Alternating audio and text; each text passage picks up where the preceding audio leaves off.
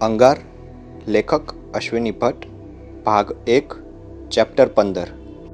ફરી ફરીને ઈશાનને ભગવાનનું છેલ્લું વાક્ય યાદ આવતું હતું. થોડીવારમાં ગુજરાત સર્કિટ હાઉસ પણ પસાર થઈ ગયું હતું. ચેકપોસ્ટ વટાવીને તેની ગાડી આબુ રોડના ટોળા ઉપર સરતી જતી હતી.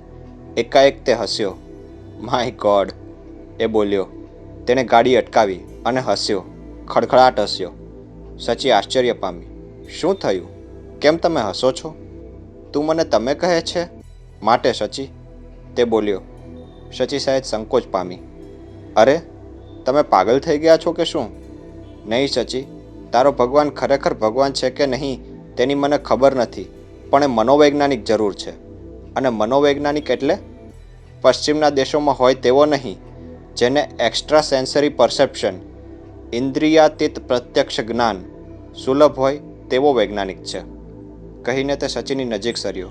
સચી કંઈ વિચારે તે પહેલાં તેણે સચીના ગળામાં હાથ નાખ્યો. તે હેપતાઈ ગઈ. તે પ્રતિકાર કરે તે પહેલાં જ તેણે નાજુકાઈથી પોતાની નજીક સેરવી અને તેની કાનની બૂટ નીચે તેણે ખૂબ જ નજાકતથી ચુંબન કર્યું. અરે ઈશાન, ઈશાનનો અર્થ ખબર છે સચી? તે બોલ્યો અને તેણે સહેજ વધુ જોર કર્યું. સચીએ પ્રતિકાર કર્યો, પણ એ પ્રતિકારમાં આહ્વાન હતું. ઈશાને તેનો બીજો હાથ સચીના ડાબા પડકા તરફ ફેરવ્યો અને સચીના હોઠ પર પોતાના હોઠ ચડી દીધા. સચી સ્થિર થઈ ગઈ હતી. તેના શરીરમાં એકાએક અકથ્ય જડતા આવી હતી. તેણે કોઈ પ્રતિકાર ન કર્યો, ચહેરો પણ ફેરવ્યો નહીં, કેવળ આંખો મીચી દીધી. તેની મોહક સંમોહક આંખો અને ઘેરા લાંબા પોપચા હેઠળ ગરમી પેદા થઈ. પોપચા પીગળતા હોય તેમ ધીમેથી તેની આંખમાંથી આંસુના બૂંદ તેની પાપણો પર લટક્યા. અરે સચી, આ શું? ઈશાને તેના બંને હાથ સચીના શરીર પરથી હટાવી લીધા હતા. સચી એક ક્ષણવાર બંધ આંખે બેસી રહી અને પછી કંઈ જ બોલ્યા વગર નીચે ઉતરી. જીપની પાછળ જઈને જીપના પાછલા ભાગમાં ગાડીના લોખંડની બોડીનો ટેકો લઈને તે ઊભી રહી. ઈશાન અવળી બાજુએથી તેની પાછળ ઉતર્યો. આ શું સચી? આઈ એમ સોરી. ખરેખર સચી, મારો ઈરાદો એટલે કે કહીને તેણે સચીનો હાથ પકડ્યો. સચીએ હાથ ધીરેથી ઝટકાવ્યો અને બંને હથેળીઓમાં મોં ઢાંકીને જીપના હુડ તરફ ફરીને જીપ સાથે ચંપાઈને ઊભી રહી ગઈ. પ્લીઝ, તે બોલી અને તેણે જોરથી માથું હલાવ્યું. ઈશાને તેના રેશમી વાળ પર હાથ મૂક્યો. સચીના વાળ એટલા સુવાળા હશે તેની તેને કલ્પના કરી ન હતી. ઘડીભર તે કશુંય બોલવાનું ભૂલીને તેના માથા પર તેની ગરદન પર પડતા વાળના સુંદર ફોલ પર હાથ ફેરવી રહ્યો. સચી અવળી ફરીને તેનું મોં બંને હથેળીથી ઢાંકીને ઊભી રહી હતી. મેં કહ્યું, સચી, હું દિલગીર છું. હું સદગૃહસ્થની જેમ જ તારી સાથે વર્તવા ઈચ્છતો હતો, પણ મારે માફી માગવી પડશે. મને હજુ વધુ શર્મિંદો કરીશ? સચીએ જોરથી માથું હલાવ્યું. તેના નિતંબથી 1 ફૂટ નીચે આવતી તેના વાળની સેર અદ્ભુત રીતે હાલી. ઈશાને તેની એ સેર હાથમાં લીધી. ઈશ્વરના સોગંદ સચી, મારો કોઈ બદઇરાદો ન હતો. તને કલ્પના નથી તું શું છું, કેવી છું. ખજૂરાહોની કોઈ મૂર્તિ, વિનસની કોઈ પ્રતિકૃતિ, સ્વદેહે ઉતરી આવેલી ઇન્દ્રાણી. સચી, તારામાં અને એ સૌમાં કોઈ ફેર નથી. ઈશાન બોલતો ગયો તેમ સચી સંકોડાતી ગઈ. તેની બંને હથેળી તેના પાછળથી દેખાતા ગાલ અને નાજુક કાન પર રતાશ તરી આવી. તેની પીઠ તંગ થઈ, બંને પગ તંગ થયા. પ્લીઝ સ્ટોપ ઇટ, પ્લીઝ, તે બોલી. ઈશાન ચૂપ થઈ ગયો. હાથમાં શેર પકડીને તે સચીની પીઠ પાછળ ઊભો રહ્યો. તેનો ગરમ ઉચ્છ્વાસ સચીના માથા સાથે અથડાઈને તેના પોતાના જ હોઠ પર ગરમી પરાવર્તિત કરતો હતો. તેણે સચીના ખભા પર હાથ મૂક્યા. તેણે ધીરેથી ફેરવવાનો, પોતાની સન્મુખ કરવાનો પ્રયત્ન કર્યો. સચીએ આછો પ્રતિકાર કર્યો. મોં પર હથેળીઓ રાખીને જ તે ફરી. ધીરેથી, તદ્દન ધીરેથી. તેના સીનામાં થડકારો હતો. ઈશાને તેના બંને હાથ તેના ખભા પરથી ગળા પર સેરવ્યા. ધીરેથી, જાણે કે કોઈ ફૂલને સ્પર્શતો હોય તેમ તેણે સચીના હાથ પકડ્યા. સચીએ હથેળીઓ ચહેરા સાથે પીડી રાખી. ઓકે, તારે મોં જોવું ના હોય તો મને વાંધો નથી, પણ તું ગેરસમજ કરે તે મને નહીં ગમે Sachi. Sachi, I really don't tell it. Please, please, કંઈ બોલવાની જરૂર નથી. મારે કંઈ જ સાંભળવું નથી, પ્લીઝ, કહીને તે ત્યાંથી હઠી. તેણે ચહેરા પરથી પોતાની હથેળીઓ હટાવી લીધી. તે ગાડી પાસેથી દૂર ચાલી ગઈ. થોડું ચાલીને રસ્તાની ડાબી બાજુએ જે તરફ ખાઈ પડતી હતી તે તરફની રસ્તાની પાળી પર એક પગ મૂકીને એક પગ પર પોતાનું વજન નાખીને ઊભી રહી. હથેળીની મુઠ્ઠી વાળીને બીજા હાથથી કાંડું જોરથી દબાવીને પકડીએ અને પછી હથેળી ખુલ્લી કરીએ ત્યારે જે લાલાશ હાથમાં તરી આવે એવી લાલાશ તેના ચહેરા પર તરી આવી હતી. આંખોમાં રતાશની સાથે સાથે તેના પોપચા ભારે થઈ ગયા હતા અને નાક લાલ ઘૂમ થઈ ગયું હતું.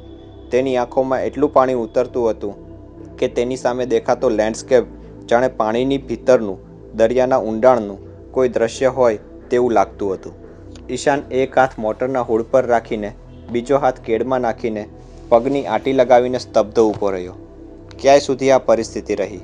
માઉન્ટ આબુના ઢોળાવવાળા વાંકા ચક્કા રસ્તા પર એક તરફ ઊભેલો ઈશાન અને રસ્તાની કોરે સૂરજના કિરણોમાં નહાતી શચી એક અનેરું દ્રશ્ય રચતા હતા. શચી ક્યાંય સુધી પહાડીની ખાઈને નિહાળતી ઊભી રહી. તેને લાઓત્સે યાદ આવ્યા. તેઓના સત્યોનું કોઈ ભીતરી અનુસંધાન શચીના મનમાં રચાતું હતું. તેણે ઢીંચણ પર તેનો જમણો હાથ કોણી આગળથી ટેકવ્યો અને હડપચી પોતાની હથેળીમાં ટેકવી. ઈશાને એ સંચલન જોયું. તે ધીરેથી તેની નજીક આવ્યો. તેની બાજુમાં ઊભો રહ્યો. આકાશમાં વાદળો ઘૂમતા હતા. ક્યારેક સૂરજ ઢંકાતો હતો અને ક્યારેક બહાર આવતો હતો. વાદળોના જંગી પડછાયા ધીરેથી સરતા પહાડીઓને, ખાઈઓને, વૃક્ષોને ઢાંકતા ચાલ્યા જતા હતા. એ જ પ્રમાણે શચીના માનસમાં પણ વિચારો કૂટાતા હતા. તેની જિંદગીમાં પણ આવું જ કંઈક બની રહ્યું હતું. સ્વસ્થતા આવી હવે? ઈશાને અંગ્રેજીમાં પૂછ્યું. શચીએ જવાબ આપ્યો. શું જુએ છે? ઈશાને પૂછ્યું. તે ફરી વખત તેને તેના વર્તન વિશે કશું જ કહેવા માગતો ન હતો. નિસર્ગ, આ વાદળાઓના પડછાયા, કેવા નિરંકુશ, કેવા મુક્ત છે વાદળો. તેમને દિશાની પણ પરવા નથી. પવનની દિશાએ વહે છે, પવનની ગતિએ ગતિ કરે છે. તે બોલી. છતાં ક્યારેક અટકવું પડે છે, વરસવું પડે છે. ઈશાન ધીરેથી બોલ્યો. તેના જીવનમાં પ્રથમ વખત તે કશોક જુદો જ સંવેગ અનુભવી રહ્યો હતો. તેણે અનેક સ્ત્રીઓ જોઈ હતી. કેટલી સ્ત્રીઓ સાથે તેને પરિચય કેળવ્યો હતો. તેમાં બહુશ્રુત સ્ત્રીઓ હતી. વિચારશીલ અને સત્વશીલ ઓરતો પણ હતી. એથી વિરુદ્ધના ગુણો ધરાવતી બેફામ માનુનીઓને પણ તે પીછાનતો હતો. સ્ત્રીઓ સાથેના સંબંધમાં તેણે બે જ પર્યાયો આજ પર્યંત નિહાળ્યા હતા, સ્વીકાર અથવા અસ્વીકાર. પણ આજે એ કંઈક જુદો જ અનુભવ કરી રહ્યો હતો. આજે પહેલી વખત તે સૌ સ્ત્રીઓમાં વસ્તુ સ્ત્રીત્વ જોઈ રહ્યો હતો. ફૂલની ખુશ્બુ નિહાળી રહ્યો હતો. કહે છે કે કેટલાક ડ્રગ્સનો પ્રયોગ તમને પ્રત્યક્ષ જ્ઞાનની ચરમસીમાએ લઈ જાય છે, સત્વના અંતરમ મર્મને પીછાણવામાં મદદરૂપ બને છે. પણ એવા નશાની તેને અત્યારે જરૂર દેખાતી ન હતી. શચીના સાનિધ્ય માત્રથી એ સત્વને નિહાળી રહ્યો હતો. તને રોષ આવ્યો હશે નહીં? તે બોલી. શેનો? મારા વર્તનનો, શચી બોલી. ઈશાન પોતે એ વાત ઉખેડવા માગતો ન હતો. અરે કેવી વાત કરે છે? તારા વર્તનથી મને શા માટે રોષ આવે? ઉલટાનું તું નિયતિમાં માને છે? નિયતિ? ઈશાને પૂછ્યું. એ શબ્દ મને સમજાયો નહીં. વિધાતામાં, ભવિતવ્યમાં, ફેટમાં માને છે? પ્રશ્ન વિકટ છે શચી. વેલ, મુંબઈથી અમદાવાદ હું વિમાનમાં જ હંમેશા જાઉં છું. તે દિવસે હું રેલવેમાં આવ્યો. એ ન થયું હોત તો તને મળી શક્યો ન હોત. આ અભયારણ્યમાં આવ્યો ન હોત, ભગવાન અવનીશને મળ્યો ન હોત અને તારી સાથે. મતલબ કે તું માને છે અથવા માનતો થયો છે, એમ જ ને? હા, એમ જ કહે તો ખોટું નથી. મારે તને આજે એ જ કહેવાનું છે. નિયતિનું એક ચોક્કસ અસ્તિત્વ હોય તો શા માટે એષણાઓનું પ્રયોજન રહેતું હશે? શા માટે આપણે નિરર્થક સુખની ઈચ્છા સેવતા હોઈએ? ઈશાન માટે આ વાર્તાલાપ કંઈક અઘરો હતો. તે સમજતો ન હતો એટલે નહીં, તે એફ્લુએન્ટ ક્લાસમાંથી આવતો હતો એટલે નહીં, પણ તેને આવી ચર્ચાઓ અર્થપૂર્ણ લાગતી ન હતી. તે પુરુષાર્થ અને પૌરુષત્વને, શ્રમ અને પુરુષાર્થનને પ્રાધાન્ય આપનારો આદમી હતો. સુખ વિશેની મારી સંકલ્પના જુદી છે શચી. પ્રયત્ન વગરની પ્રાપ્તિમાં સુખ હોતું નથી. એટલું જ નહીં, પ્રાપ્તિ માટેના પ્રયત્નમાં જેટલો આનંદ છે તે પ્રાપ્તિમાં નથી. તે બોલ્યો. અંગ્રેજીમાં બોલ્યો. શચી અવાક થઈને તેની સામે જોઈ રહી. માય લવ, માય લવ, તું પંડિતની જેમ બોલે છે. મને ફાવતું નથી, પણ પંડિત મૈનાકની પુત્રવધુ સાથે વાત કરવાનો પ્રયત્ન કરું છું. સાચું કહું શચી? ખરેખર સાચું કહું તો તને ઇમ્પ્રેસ કરવાનો વ્યર્થ પ્રયત્ન કરી રહ્યો છું. શા માટે? શચીએ પૂછ્યું. કારણ હું તને ચાહું છું, તે બોલ્યો. શચી ટટ્ટાર થઈ. તેનું આખું શરીર તંગ થયું. તેની બેનમૂન આંખોમાં કંઈક અકથ્ય, ગહેરી ચમક આવી. તેણે શ્વાસ ભર્યો. ઊંડા શ્વાસની સાથે શર્ટના ટોપ પોકેટ્સ નીચે છુપાવેલો તેનો સીનો તંગ થયો. તેણે ઈશાન સામે જોયું. ઈશાનને તેની આંખનું તેજ નડ્યું. તેણે નજર ફેરવી. શચીએ શ્વાસ છોડ્યો, નિશ્વાસથી, કંઈક ચિંતાથી. આપણે વિનોદને મળવા જવાનું છે, તે બોલી અને ધીરેથી ચાલીને જીપની પાસે જઈને ઊભી. ઈશાન થોડી પળો ત્યાં ઊભો રહ્યો. થોડીવાર પછી તે જીપ પાસે ગયો અને તેણે બેઠક લીધી. શચી તેની બાજુમાં બેઠી. ઈશાને ગાડી ચાલુ કરી. ગાડી થોડી નીચે સરી પછી તે બોલી, દિલીપ મને ખૂબ ચાહતો હતો. દિલીપ? ઈશાને પૂછ્યું. માય હસબન્ડ, શચીએ કહ્યું. એ પાયલટ હતો. વર્ષો અમે પ્રેમ કર્યો હતો. હું ખડકવાસલા જ હતી. તે મને ચોક્કસ જગાએ પહાડીની ટોચ પર બેસવાનું કહેતો. એ વખતે નવા જગુઆર અને જ્ઞેટ આવ્યા હતા. દિલીપ તેનું ટેસ્ટિંગ કરતો. વહેલી સવારે મને ખડકવાસલા કે પૂનાની આસપાસ કોઈ પણ એકાકી સ્પોટ પર મૂકી આવતો અને પછી જીપમાં એરફોર્સ સ્ટેશન પર ચાલ્યો જતો. આકાશમાં આંખ માંડીને હું રાહ જોતી, કલાકો સુધી બેસી રહેતી. એ ફ્લાઇટર પેન ઉડાડીને આવતો, મારા માથા પરથી પસાર થતો. એ વિમાનના ભાતભાતના ખેલ કરતો. જેટથી નીકળતા ધુમાડામાંથી આકારો બનતા. એ આકારો જોતી હું કલાકો સુધી બેસતી. શું કહું ઈશાન તને? એ આકાશમાં જેટના ધુમાડાથી મારું નામ લખતો. આખા આકાશમાં મારું નામ પથરાતું. ક્યાંય સુધી મારું નામ ભૂરા આકાશમાં પથરાતું. ક્યાંય સુધી મારું નામ ભૂરા આકાશમાં સફેદ અક્ષરોથી વહેતું. ધીમે ધીમે એ ધુમાડો વિખાતો, તેના અણસાર રહી જતા. એશિસની માફક, અસ્તિત્વના અવશેષોની માફક વિખરાતા, વેરાઈ જતા વાદળોની માફક, સૂરજના પ્રકાશમાં છુપાઈ જતી ઉલ્કાની પૂંછડીની માફક. શચી બોલી. તેણે જીપની બેઠક પર માથું ઢાળી દીધું હતું અને વિન્ડસ્ક્રીનની ઉપલી કિનાર તરફ દિંગતને જોતી બોલતી હતી. આજે દિલીપ નથી, તેનું ઐહિક અસ્તિત્વ નથી, છતાં તેનો સ્પર્શ વર્ષો સુધી મારા રોમે રોમમાં પથરાયા કરે છે. કહીને તે અટકી. આજે ખુલ્લા આકાશને જોઉં છું અને મને જેટનો ધુમાડો દેખાય છે. એ ધુમાડાથી મારું નામ લખાતું, લખાઈને વેરાઈ જતું દેખાય છે. તેણે નિશ્વાસ નાખ્યો. સીટની પીઠ પર માથું એડજસ્ટ કર્યું. સહેજ ઊંચા થઈને તેના નિતંબ નીચે દબાયેલી તેના વાળની સેર સરખી કરીને પોતાના સ્તનયુગ્મ પર નાખી. જીપ સરતી રહી. વળાંકો ટોળાઓ પર થઈને એકધારી ગતિએ ગાડી ચાલતી હતી. શચી ક્યાંય સુધી મૌન રહી. ઈશાનને ઈર્ષ્યા આવતી હતી. મૈનાકના દીકરાની ઈર્ષ્યા, એ પાયલટ અફસરની ઈર્ષ્યા. એક સમય હતો ઈશાન, જ્યારે આનંદને પણ હું એટલું જ ચાહતી હતી. દિલીપ અને આનંદ બંને મિત્રો હતા, પરમ મિત્રો. અમે સાથે ભણતા. આનંદ ભગવાન અવનીશ સાથે જોડાયો હતો. કદાચ હું તેની સાથે પરણી નહીં એટલે પણ જોડાયો હોય. તે પણ મને એટલું જ ચાહતો. મારું ઘર, તે જોયું ને, મારું સાસરું, એ ઘર તેણે ડિઝાઇન કર્યું હતું. તે આર્ટિસ્ટ હતો, અદ્ભુત કલાકાર. હું તેની મોડેલ હતી. તેણે મારા અનેક ચિત્રો બનાવ્યા છે. હું તને બતાવીશ, તને ખૂબ મજા આવશે. તેણે મારા ન્યૂડ ચિત્રો પણ બનાવ્યા છે. ન્યૂડ ચિત્રો? મતલબ? યસ, ન્યૂડ્સ. હું તેને માટે પોઝ આપતી. તે હંમેશા કહેતો, શચી, તું દિવ્ય છે, મૂર્તિમંત સૌંદર્ય છે, અલૌકિક છે, તારામાં આખું કોસ્મોસ સમાયેલું છે. અને હું હસતી અને કહેતી, મસ્કા મારવાની કોઈ જરૂર નથી. તું આવું બધું નહીં બોલે તો પણ હું તારી માટે પોઝ આપીશ. નહીં શચી, તે કહેતો. એટલા માટે નથી કહેતો, હૃદયના અંતરમતમ ખૂણેથી કહું છું. તું અનુપમ છે. કદાચ જન્મો જન્મ હું તને આરાધીશ. શચી બોલી. બિચારો આનંદ, કેટલો વિલક્ષણ. તે ઘણી બધી બાબતોમાં પારંગત હતો.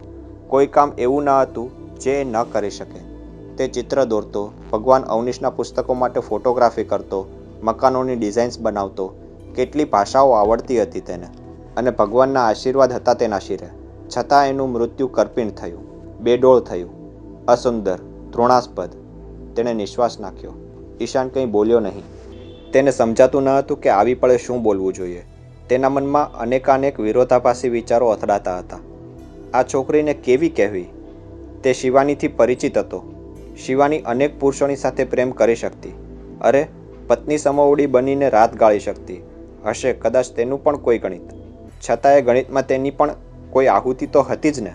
અને શિવાનીએ તેની સાથે પણ પ્રેમ કર્યો હતો, સ્વચ્છંદે કર્યો હતો. શચી પણ બે પુરુષોને પ્રેમ કરતી હતી. તે વિચારમાં પડ્યો, મૂંઝાયો. શચીએ ઈશાન તરફ જોયું. ઈશાનના ચહેરા પર ગુલાબી ઝાય હતી. એ ગુલાબી ઝાયને ઢાંકવા મથતી તેના દાઢીના વાળની આછી નીલી ઝાય પણ હતી. તે સુંદર હતો, દિલીપ કે આનંદ કરતાંય સુંદર. તેના અંગો સપ્રમાણ હતા. તેનો બાંધો એથ્લેટિક હતો. પુરુષ વિશેની સ્ત્રીની કલ્પનામાં બરાબર બીબાઢાળ બેસે તેવી તેની પ્રતિભા હતી. તેને મનમાં કંઈક અજંપો થયો.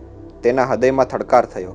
તેની છાતી પર, તેના સ્તનયુગ્મની દરારમાં, તેની વાળની શેરની હેઠળ દબાયેલી ભગવાન અવનીશની માળા તેણે ધીરેથી બહાર કાઢી. તેમાં ઝૂલતી ભગવાન અવનીશના ફોટાવાળી ચકતી તરફ જોયા કર્યું. ઈશાનની નજર પડી. તેણે સચીના હાથ તરફ જોયું. પછી રિયર વ્યૂ મિરરમાં તેનો ચહેરો જોયો અને તે બોલ્યો, ભગવાન અવનીશના સાનિધ્યમાં દિલીપ અને આનંદ બંને આવ્યા હતા. અમે તેમના વિદ્યાર્થીઓ હતા, પણ આનંદ હંમેશા ભગવાનની તરફેણ કરતો. દિલીપ હંમેશા તેમને પડકારતો, દલીલો કરતો. ભગવાન અવનીશ એ બંનેને માટે એક પડકારરૂપ હતા. કેમ? ઈશાને પૂછ્યું. શચી હસી. બાલિશ લાગે તેવી વાત છે. આઈ મીન અત્યારે બાલિશ લાગે છે, પણ મેં ભગવાન અવનીશને મારી સાથે લગ્ન કરવાની એક વખત પ્રપોઝલ કરી હતી, સામે ચાલીને. ડોન્ટ ટેલ મી. ઈશાને ઉદ્ગાર કાઢ્યો. શચી ખડખડાટ હસી. સાચે સાચ. અને તેને કારણે દિલીપ અને આનંદ બંને ખીજાયા હતા. તેમણે વારાફરતી ભગવાન અવનીશ બાબત અનેક ભય દર્શાવ્યા હતા. અલબત્ત તે વખતે અવનીશ પ્રોફેસર હતા. તેમણે તેમનું આગવું સંન્યસ્ત સ્વીકાર્યું ન હતું. પછી અવનીશે મને તેમનો જવાબ 2 દિવસ પછી આપવાનો કહ્યો હતો. 2 દિવસ પછી હું તેમને મળી હતી, તેમના કમરામાં. તે સ્ટુડન્ટ હોસ્ટેલમાં રહેતા. હું તેમને મળવા ગઈ ત્યારે મારો નિર્ધાર અફર હતો. તે આરામ ખુરશીમાં બેઠા હતા, કોઈક પુસ્તક વાંચી રહ્યા હતા. તેમણે મને આવકારી હતી. હું તેમની સામે તેમની ચારપાઈ પર બેઠી. તેમણે પુસ્તકનું જે પાનું વાંચતા હતા તે પૂરું કર્યું અને મારી સામે જોયું અને પૂછ્યું, તારી ઉંમર શું છે સચી? 19 વર્ષ. અને મારી? તેમણે પૂછ્યું. મને તે વખતે ખબર ન હતી કે અવનીશ જેટલા લાગે છે તેટલા ઘરડા નથી. તેમની તે વખતની ઉંમર 27 વર્ષની હતી. મેં તેમની સામે જોયું અને કંઈક સંકોચથી બોલી, 30 વર્ષ જરૂર થયા હશે. તારી ગણતરી ખોટી છે. હું તેથી વધુ મોટો છું. પણ તેથી શું? મેં પૂછ્યું હતું. અને બીજી વાત, હું મીઠાઈ લેવા જઉં છું તો ચાખ્યા વગર ખરીદતો નથી. તે બોલ્યા અને મારું માથું ભમી ગયું. હું ઊભી થઈ ગઈ. જો એ મારા શિક્ષક ના હોત, પ્રોફેસર ન હોત, તો મેં તેમની એ નિર્લજ્જ ચેષ્ટાને કારણે લાફો ઠોકી દીધો હોત. તેમ છતાં હું બોલી, તમે હલકટ છો. આવી અપેક્ષા મેં નહીં રાખેલી. નહીં, હું વાણિયો છું, તેમણે હસીને કહ્યું. હું ગુસ્સાથી ધમધમતી ઊભી થઈ અને બારણું પછાડીને બહાર નીકળી ગઈ.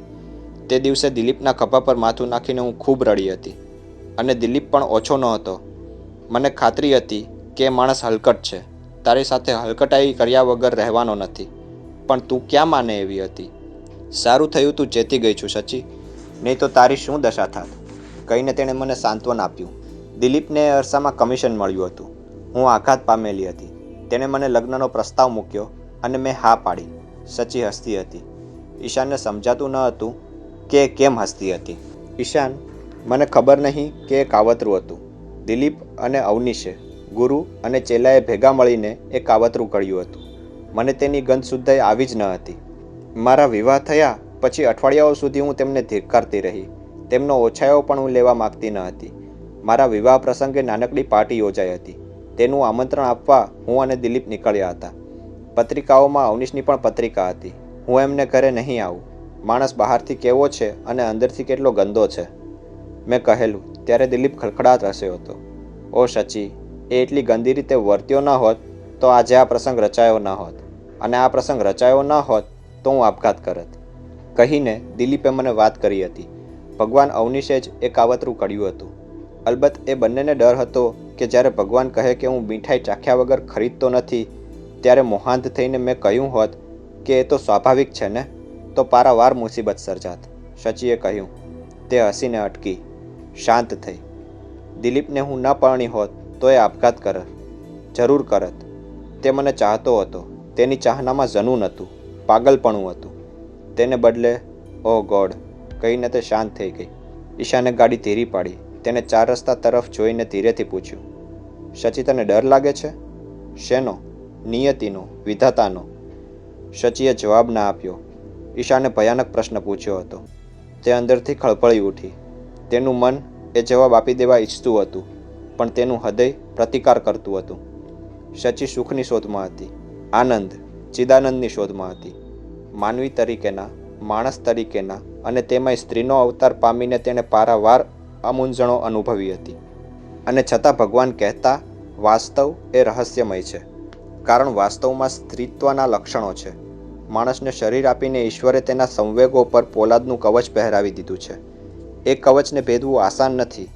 જ્યારે સંવેગ અને શરીર, શરીર અને સંવેગ અભેદ બને છે, ઓતપ્રોત થઈ શકે છે, બંનેનું અસ્તિત્વ નૈસર્ગિક બને છે, ઘૂમતા વાદળો અને પવનના સાહચર્ય જેવું બને છે, ત્યારે તે સમાધિ બની રહે છે.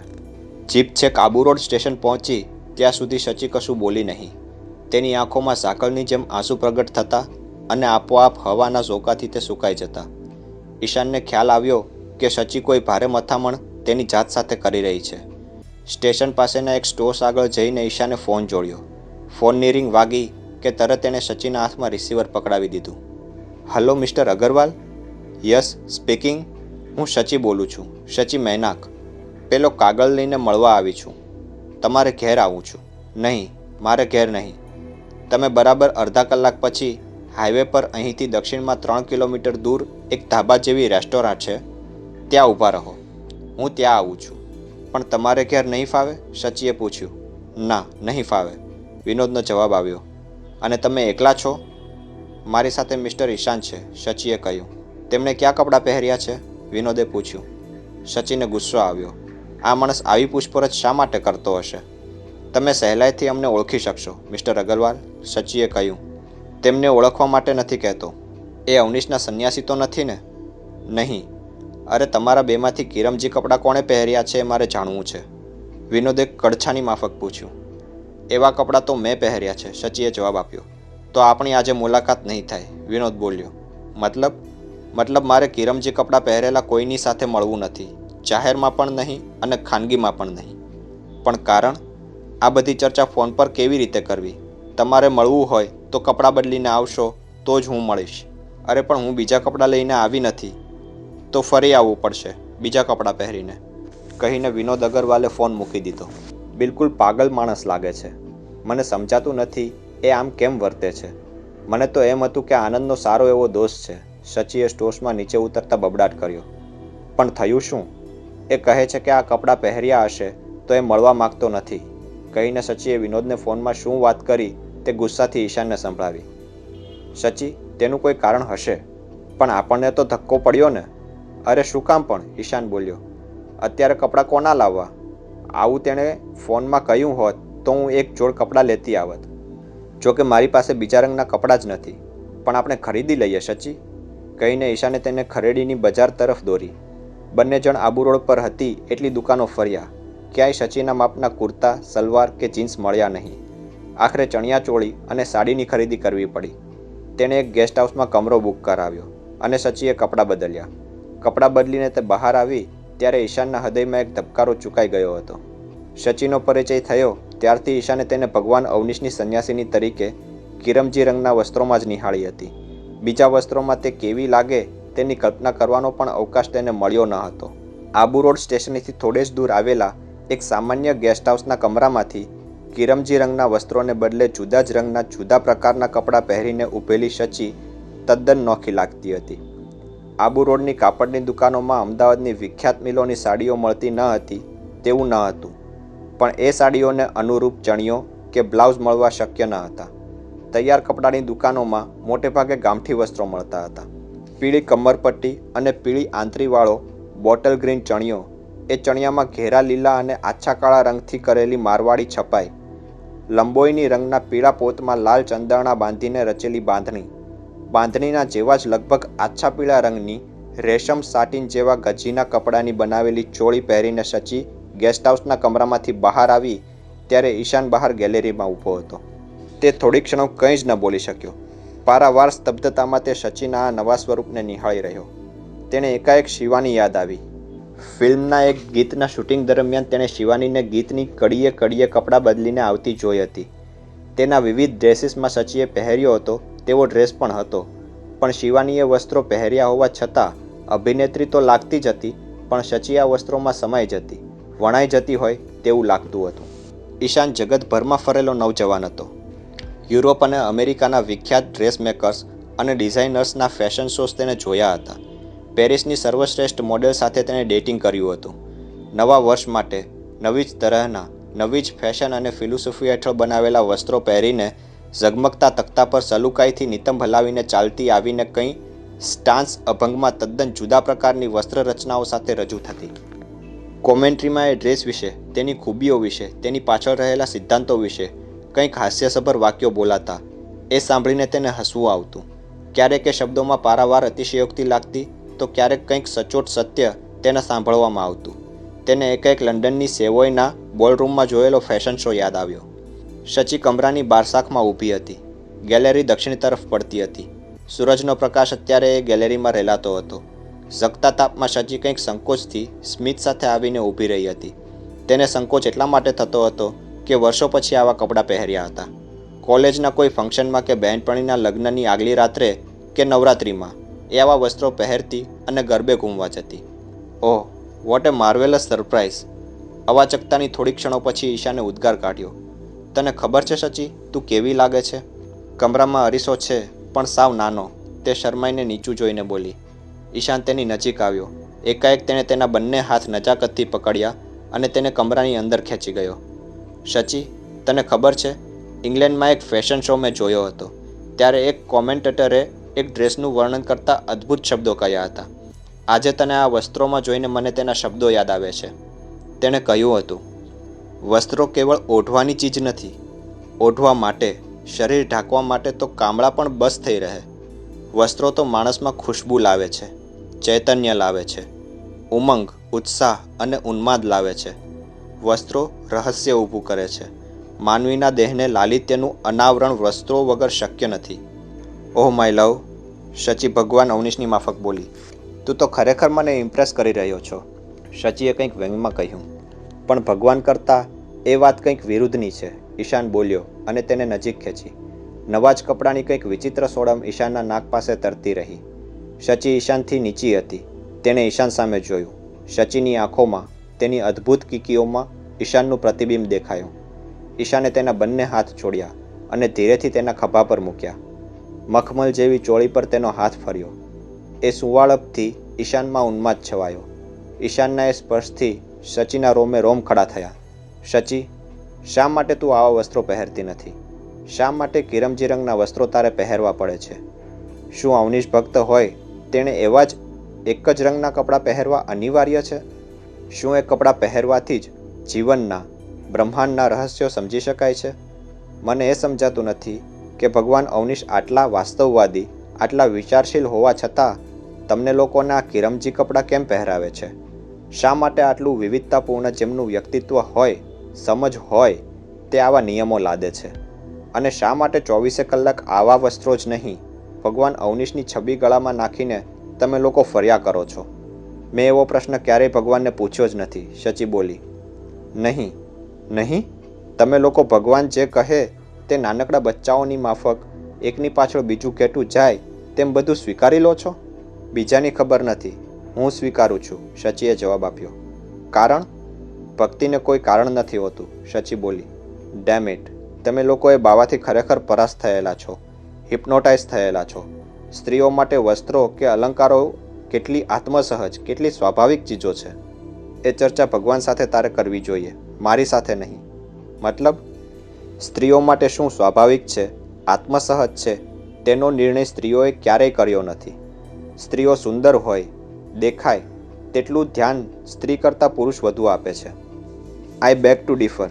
તારો એ ભગવાન તો એવી જ રીતે વાત કરે છે કે જાણે પુરુષો કેવળ રાક્ષસી ગુણો જ ધરાવે છે અને સ્ત્રીઓને જાણે કે પુરુષોએ પારાવાર દોજખ આપ્યું હોય. અરે બાવો કોઈના પ્રેમમાં પડ્યો હોત, પરણ્યો હોત તો તેને આ વાત સમજાત, ઈશાને કહ્યું અને સચીના ખભા પરથી હાથ હટાવી લીધા. તે સહેજ ફર્યો. માણસ કોઈ વ્યક્તિથી પ્રભાવિત થાય, કોઈ વધુ વિદ્વાન, કોઈ વધુ જ્ઞાની માણસ આગળ માથું નમાવે, એ બધું સમજી શકાય છે શચી. પણ તારા જેવી એક વિચારશીલ, એક વેલ રેડ એન્ડ વેલ બ્રેડ ઓરત, એક ઈશાન અટક્યો. તેને શબ્દ શોધવામાં કંઈક મુશ્કેલી નડી. શચી હસી. એક બેવકૂફની માફક તેણે ઈશાનને ખૂટતા શબ્દો આપ્યા. બેવકૂફની માફક કહેવાનો મારો ઈરાદો નથી, પણ શા માટે તમે લોકોએ ભગવાનની બધી વાત સાચી માનો છો એ જ મને સમજાતું નથી. એટલીસ્ટ તમારા કપડાં બાબત તો તમે સ્વતંત્ર હોવા જોઈએ ને? ઓહ માય લવ, ફરી વખત શચી એટલી જ સ્વાભાવિક રીતે અવનીશની જેમ જ બોલી. કેટલો ઉશ્કેરાટ, કેટલો ઉશ્કેરાઈ જાય છે તું. દરેક માણસ પોતાના વર્તનને ચોક્કસ રીતે સમજાવી શકે જો તે વિચારતો હોય તો સમજાવ ને. મને અવનીશની સંન્યાસીની તરીકે કિરમજી રંગના તેને મળતા રંગોના કપડાં પહેરવા ગમે છે. અચ્છા, ઈશાને વ્યંગમાં કહ્યું. દલીલમાં જાણે કે તે સકંજામાં આવી ગયો હોય તેમ તેણે આંખ ઝીણી કરીને કહ્યું. તો પછી નાનપણથી એ રંગોના કપડાં તે પહેર્યા હતા? કે પછી અવનીશની ભક્ત થયા પછી? કે ત્યાર પછી જ તને કયા રંગો ગમે છે તેની સમજ આવી? કદાચ એ શક્ય છે. એ ખોટું છે, એકાએક ઈશાન બોલી ઉઠ્યો. તારા હૃદય પર હાથ મૂકીને બોલ. સારા વસ્ત્રો, સારા આભૂષણો તરફ ક્યારેય નજર ન કરી હોય તેવી એક પણ સ્ત્રી મેં જોઈ નથી. અને કદાચ એવી સ્ત્રી હોય પણ ખરી તો નક્કી એ સ્ત્રીમાંથી સ્ત્રીત્વ પરવારી ગયું હશે, ઈશાને કહ્યું. અને સચી ખડખડાટ હસી. તેણે ઈશાનના ખભા પર હાથ મૂક્યો. ઈશાન સહેજ ફર્યો. તારે મને ચુંબન કરવું નથી? વોટ? ઈશાન સડક થઈ ગયો. તેનું મન થંભી જાય તે પહેલાં તેનું શરીર સ્થિર થઈ ગયું. તે સચીની સામે જ જોઈ રહ્યો, તાકી રહ્યો. તે મને શું કહ્યું સચી? તું સમજ્યો એ જ? તે ફરી હસી અને કહ્યું, ચુંબન. તારે મને ચુંબન કરવું નથી? તું મજાક કરે છે સચી? ઈશાને પૂછ્યું. તને મજાક લાગે છે? મજાક તો તું કરી રહ્યો છું. તારી જાત સાથે ક્યારની જે છેતરપિંડી ચાલી રહી છે તે મને સમજાય છે. તારા મનમાં જુદી વાત ચાલે છે અને તું બોલે છે જુદું. તારા હૃદય પર હાથ મૂકીને તું જ મને કહે એ સાચું છે કે નહીં. કપડાં, ભગવાન અવનીશની ગુલામગીરી, સ્ત્રી અને પુરુષના ઐતિહાસિક સંબંધો વગેરે ચર્ચા તું કરે છે, પણ અજ્ઞાત મનમાં શું મંથન ચાલે છે તે મને સમજાય છે. તું મોહાંત થયેલો છે. તને સચી ગમે છે. સચીએ પહેરેલા કપડાને કારણે તેની કાયામાં જે કંઈ ફેરફાર થયો છે તે તને ગમે છે. તેનો ઉન્માદ તારા શરીરમાં છવાયો છે. સંવેગ છવાયો છે. એ સંવેગને તું વિચારથી, તર્કથી, કંઈક અસંબદ્ધ વાર્તાલાપથી દાબવા, છુપાવવા પ્રયત્ન કરી રહ્યો છું. પણ તારા એ સંવેગને વાચા આપવાનો સાચો પ્રયાસ તું કરતો નથી. સચી કંઈક તટસ્થતાથી, જાણે કે કોઈક બીજી જ સ્ત્રીની વાત કરતી હોય તેમ બોલી. કમ માય લવ, કહીને તેણે હાથ ફેલાવ્યા. ઈશાન સ્તબ્ધતાથી તેને જોઈ રહ્યો. તે બોલી ન શક્યો, હાલી ન શક્યો. સ્થિરતાથી પૂતળાની જેમ તે જકડાઈ ગયો. સચીની આંખોમાંથી નિર્ભળ પ્રેમ નીતરતો હતો. તેની ચમકમાં બ્રહ્માંડનું તેજસ ઓપતું હતું. ઈશાનથી તે માત્ર 2-3 ફૂટ જ દૂર હતી, છતાં જાણે આખું ત્રિભુવન આંબવા મથતો હોય તેમ તેને લાગ્યું. તે ધીરેથી કશું બોલ્યા વગર તેની નજીક ગયો. Yes my love, yes, I understand. તેના હોઠમાંથી શબ્દો સર્યા. આપોઆપ તેના હાથ પહોળા થયા અને તેણે સચીને એક પ્રગાઢ આલિંગનમાં ગર્ત કરી નાખી. તેનો સીનો સચીના દેહ સાથે ચંપાયો. તેના અંગે અંગમાં ઉન્માદ છવાયો. સચીએ આંખો મીચી. ઈશાનના હોઠ ભીના થયા. આબુ રોડ પરની હોટલના એ સામાન્ય ગેસ્ટ હાઉસના એક ખખડ પાંચમ કમરામાં ગઝલ રચાઈ હતી. સચીની સ્વેચ્છાએ તેના આમંત્રણથી, તેના ઇજનથી તેનું આલિંગન પામ્યો હતો અને એ ઇજનમાં, એ આલિંગનમાં, એ સ્પર્શમાં પારાવાર નિખાલસતા હતી. નિતર્યો નિર્બળ પ્રેમ હતો. સચી તદ્દન સ્વસ્થ હતી. તેની ભીતરમાં ક્યાંય કશો ઉન્માદ ન હતો, પણ તેના પોતાના શરીરમાં તુફાન ઉઠ્યું હતું. અનંગ આવેગનો એક જબરદસ્ત વંટોળ ઉઠ્યો હતો. તેનું આખું શરીર ગરમ થઈ ગયું. એ ગરમીથી પોતે પણ દાઝતો હતો. સચીને કેવું લાગશે, શું વિચારશે? તેની ગળભાંજ અને તેની જાત પરથી તે કાબુ ગુમાવી દે તે પહેલાં સચીએ તેને અળગો કર્યો હતો. આપણે વિનોદને મળવા જવાનું છે. તેને ધીરેથી તેને અઠાવ્યો.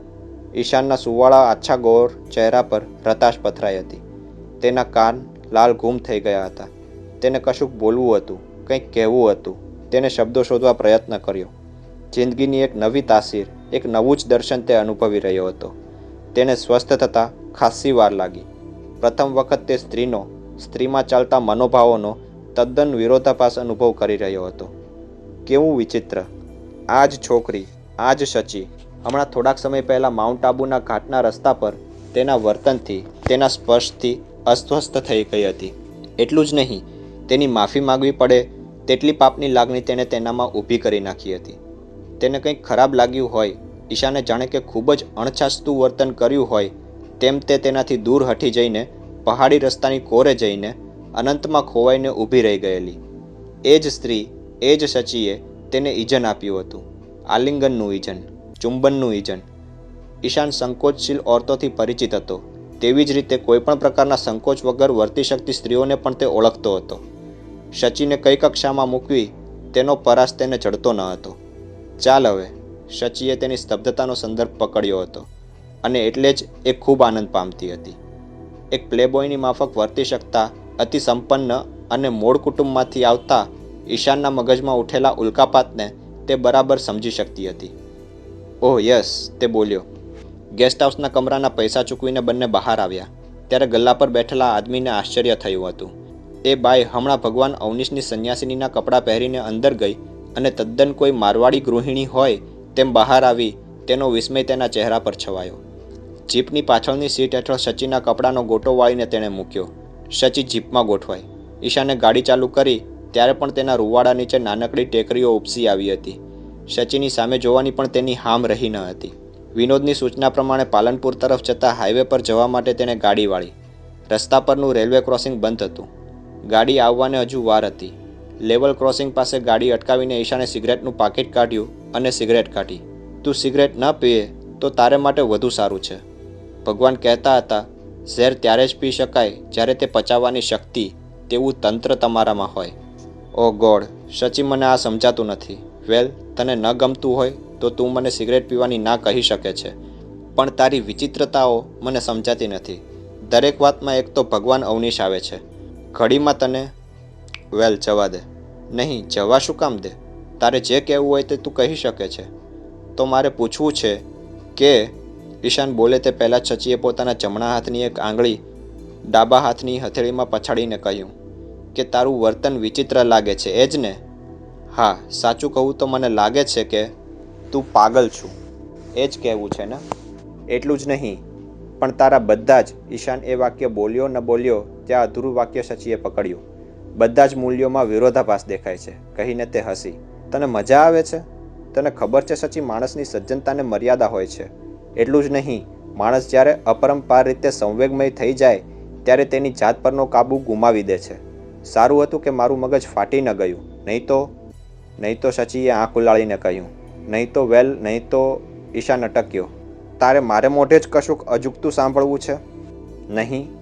નહીં, જરાય નહીં. તો પછી તું આમ કેમ વર્તી હતી? આબુનો ઢોળાવ ઉતરતા તે મને ખરેખર ડરાવી નાખ્યો હતો. મને તે વખતે એમ જ થયું કે મારા વર્તનથી તને ચોક્કસ માઠું લાગ્યું હશે. મારા વિશે તે ભયાનક ખ્યાલ બાંધ્યો હશે. તને એમ જ થયું હશે તારા એકાંતનો કોઈક ऐहिक લાભ હું ઉઠાવીશ, વગેરે વગેરે. પણ હવે તને ખાતરી થઈને કે એવું ન હતું. સચીએ જવાબ આપ્યો. મતલબ કે જેમ તે વખતે તને જે સૂઝ્યું, જે મન થયું, જે ઇમ્પલ્સ આવ્યો તેને તે અનુસર્યો, અને ગેસ્ટ હાઉસમાં મને જે સૂઝ્યું તે મેં કર્યું. સાચે સાચ? ઈશાને એ વાક્યમાંથી અર્થ તારવવાનો પ્રયત્ન કર્યો. સાચે સાચ સચી, તું તારી જાત સાથે લડી રહ્યો હતો કે નહીં? એક નાનકડી ચીજ માટે તું પારાવાર તણાવ અનુભવતો હતો કે નહીં? તારા મનમાં એક દ્વંદ્વ ચાલતું હતું કે નહીં? તું પુરુષ નથી એટલે તને સમજાશે નહીં, છતાં મને સમજાયું, અને મેં તને તું જે કહી શકતો ન હતો તે કહ્યું. સચીએ કહ્યું. ટ્રેન આવી અને પસાર થઈ. ફાટક ખુલ્યું અને ઈશાને ગાડી ઉપાડી. આ છોકરી અત્યારે ખીલી હતી, મસ્તીમાં આવી હતી. ઈશાન કંઈક વિચિત્ર આનંદ અને દહેશત એમ મિશ્ર લાગણીઓ અનુભવી રહ્યો હતો. સચી તેની સામે જોઈ રહી. પછી ધીરેથી તેની નજીક સરી તેણે એક હાથ જીપની સીટ પર ઈશાનની પાછળ નાખ્યો. બીજા હાથથી તેણે છાતી પરથી સરી ગયેલો બાંધણીનો છેડો સરખો કર્યો. સહેજ ઊંચા થઈને નિતંબ હેઠળ દબાયેલી વાળની સેર બહાર કાઢી અને ધીરેથી બોલી. મને તારા પ્રશ્નનો જવાબ આપવો હતો. કયા પ્રશ્નનો? ભગવાન અવનીશની સંન્યાસીની થઈને કિરમજી કપડાં મને કેમ ગમતા હતા તેનો. માણસના સંવેગના કોઈ ખુલાસા નથી હોતા. ગમતી ચીજ કેમ ગમે છે તેનો કોઈ તર્ક નથી હોતો. મને તારો જવાબ સમજાયો નહીં. નહીં? તો શા માટે તે મારું ઇજન સ્વીકાર્યું? શા માટે તે મને ચુંબન કર્યું? તે કહ્યું એટલા માટે. આબુ પરથી આવતા મેં તને કહ્યું ન હતું તે વખતે? વેલ, મારી પાસે મારો આનંદ વ્યક્ત કરવા માટે મારી પાસે કોઈ શબ્દો ન હતા. And well, I couldn't resist. મારી જાતને હું અટકાવી શક્યો નહીં. તેવું જ તારી ભીતરમાં ગેસ્ટ હાઉસમાં ચાલતું હતું. સચીએ કહ્યું. સાચું કહે. યશ સચી, તું અદ્ભુત છું. તું અત્યંત આકર્ષક છું. તારી પડખે બેસવાથી પણ મને ખળભળાટ થઈ આવે છે, અને એટલે જ તારા તદ્દન સ્વાભાવિક કિચનથી હું સ્તબ્ધ થઈ ગયો હતો. કારણ ચુંબન વિશે આપણે સૌ ગેરસમજ કરતા આવ્યા છીએ. માણસ જન્મે છે ત્યારથી તેનામાં એ નૈસર્ગિકપણે જ હોય છે. બાળક બધી જ ચીજો મોંમાં નાખે છે, ચાટે છે. આપણે મધ્યયુગની કોઈ વિચિત્ર આચારસંહિતાઓને એ મૂલ્યોમાં પરાવર્તિત કરી નાખી છે. બાકી આજે આ ધરતી પર એવા કેટલાય સમાજો છે જ્યાં આપણે સમજીએ છીએ તેવું ચુંબન અસ્તિત્વમાં નથી. એક સહેકા પહેલાં દેહાતી જાપાનીઓ ચુંબનને પીછાનતા ન હતા. આપણા દેશમાં પણ કેટલી આદમ જાતિઓમાં ચુંબન કરતા, નાક દ્વારા ગંધ લેવામાં જીન્સી ઉન્માદની પરાકાષ્ઠા અનુભવાય છે. જે નૈસર્ગિક છે તેને આપણે સંકુચિતતાના કવચમાં બંધ કર્યું છે. પાછું તને નહીં ગમે તેવું એક વાક્ય બોલું છું. ચુંબન અબ્રહ્યણ્યમ છે, વિકારનો આવિષ્કાર છે વગેરે સૂત્રબંધમાં ધર્મના પંડાઓએ તેમનો ધંધો સાચવવા કર્યા છે એવું ભગવાન કહે છે અને મને તે સાચું લાગે છે. શચી બોલતી રહી. ઈશાન સાંભળતો રહ્યો. માણસ આનંદ પામે ત્યારે જો હસી શકતો હોય, તાલી આપી શકતો હોય, હાથ મિલાવીને ભેટી શકતો હોય તો ચુંબન શા માટે ન કરી શકે? પણ શચી, તારી આ ક્રાંતિકારી વાતમાં તું એક વાત ભૂલી જાય છે. આપણે મિત્રોની, મા દીકરાની, પિતા પુત્રીની વાત નથી કરતા. આપણે એક પુરુષ અને સ્ત્રીની વાત કરીએ છીએ. ઉદાહરણ તરીકે તારી અને મારી વાત કરીએ છીએ. હું એવા જ ચુંબનની વાત કરું છું ને, શચી બોલી.